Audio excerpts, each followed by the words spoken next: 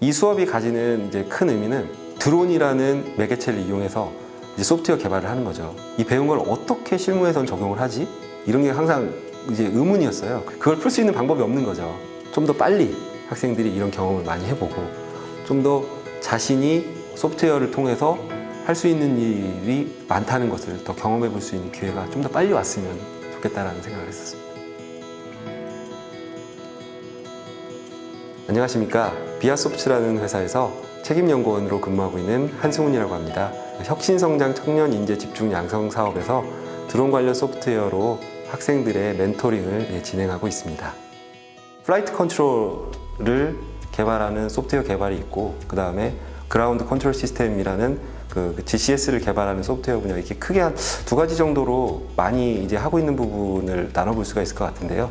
주로 이 수업을 통해서 다루었던 부분은 GCS를 개발하는 그런 이제 드론 소프트웨어 개발에 대해서 많이 다루었습니다. 하늘에 떠 있는 그 드론과 지상에 있는 사람과 연결해주는 그 소프트웨어라고 보시면 돼요.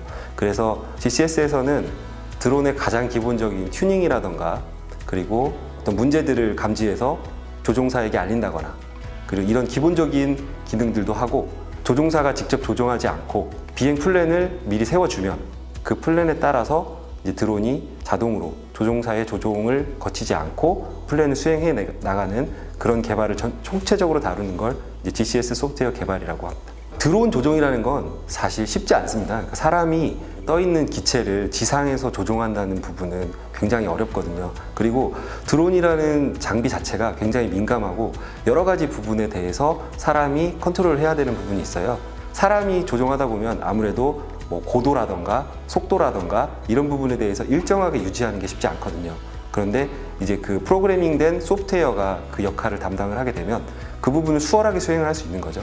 이 기체가 지금 너무 고도가 올라갔다, 이렇게 하면은 소프트웨어가 스스로 판단해서 그 고도를 조정한다거나, 그리고 이 기체가 현재 속도가 너무 빠르다, 그러면은 소프트웨어가 판단해서 이제 속도를 조절한다거나, 이런 걸 이제 소프트웨어가 담당을 하게 되는 거죠.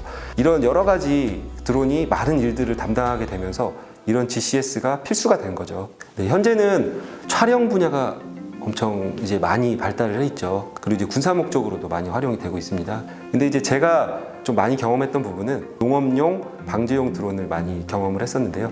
제가 이제 살고 있는 지역이 도농복합도시에 있어서 농사와 IT에 대한 접목 부분에 대해서 굉장히 관심이 있었는데, 데이터를 습득하는 장치와 소프트웨어의 만남, 그리고 작물의 생육에 영향을 미치는 기계 장치들을 제어하는 것과 소프트웨어의 만남, 뭐 이런 것들이 항상 이제 궁금했었거든요.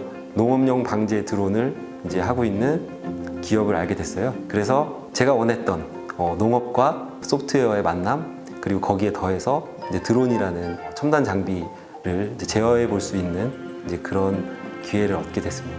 이게 제대로 이루어지지 않으면 특정한 지점에 약이 많이 뿌려진다거나, 그러면 그 작물에 약의 피해가 발생을 하고 이런 부분이 있거든요.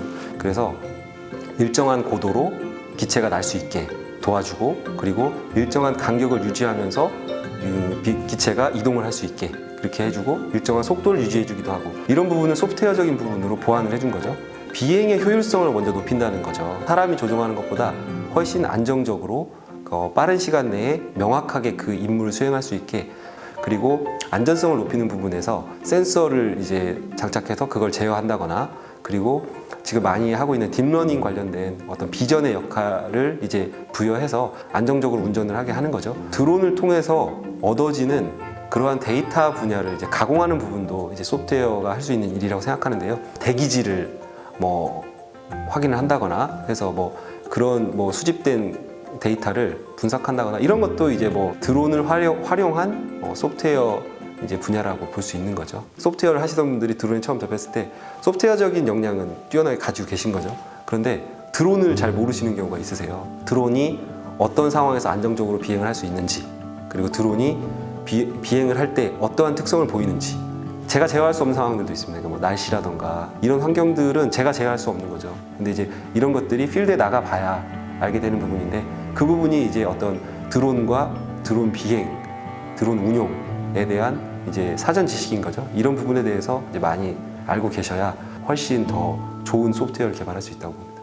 하드웨어적인 부분에서부터 시작해서 소프트웨어적인 부분까지 전반적으로 드론을 운영할 수 있는 어떤 그 테크닉과 그 소프트웨어적인 테크닉을 이제 함께 이제 익혀나갈 수 있는 수업입니다. 생각보다 많은 고민을 해야 되고, 그리고 생각보다 많은 지식을 쌓아야 됩니다. 소프트웨어 개발, 그러니까 언어적인 측면에서 접근하는 부분 외에도 실제적으로 실무에서 사용하는 그런 이제 기법들, 프로젝트 관리 기법들, 이런 것들을 함께 해보려고 노력을 했었고요. 이 수업을 성실하게 이행을 했다고 하면 생각보다 훌륭한 포트폴리오를 갖게 될 거예요. 학생들이 취업을 한다거나, 그리고 실무 현장에서 갔을 때 도움이 되는 어떤 이런 포트폴리오의 차별화를 가져야 될 텐데, 이 수업에 있어서 실무에서 프로젝트를 관리하는 방법 중에 제일 많이 사용하고 있는 이제 GitHub이라는 서비스를 사용을 했었거든요. 그래서 이 GitHub 같은 경우에는 다양한 이제 코드들이랑 이런 것들이 올라와 있고, 개발자들이 프로젝트를 공유하거나 관리하거나 뭐 이런 용도로 많이 활용을 해요, 실무에서. 그래서 이거를 이제 활용한다는 것 자체가 사실 학생들에게 많이 도움이 될 수 있다고 생각해요. 기업에서는 실제적으로 포트폴리오를 제출할 때 많이 그 소스 코드를 막 깊이 들여다보기는 쉽지 않아요. 이 친구가 어떤 의도를 가지고 이 소스 코드를 작성을 했나, 이런 부분을 깊이 보기는 어려운데, 프로젝트 관리를 이 친구가 이렇게 했구나 라는 거를 단편적으로 바로 알 수 있게 될 테고, 다양한 개발자들의 결과물들을 많이 보게 돼요. 다른 개발자들이 해놓은 것을 보고 그거에 맞게 본인의 어떤 포트폴리오를 정리해 나간다고 하면 현업에서 봤을 때는 굉장히 이 부분에 메리트를 느끼겠죠. 좋은 소스 코드를 계속 참고해서 이제 소프트웨어를 개발하다 보면 학생들이 좋은 코드를 작성하게 되는 거죠. 더 경험해 볼 수 있는 기회가 좀 더 빨리 왔으면 좋겠다라는 생각을 했었습니다.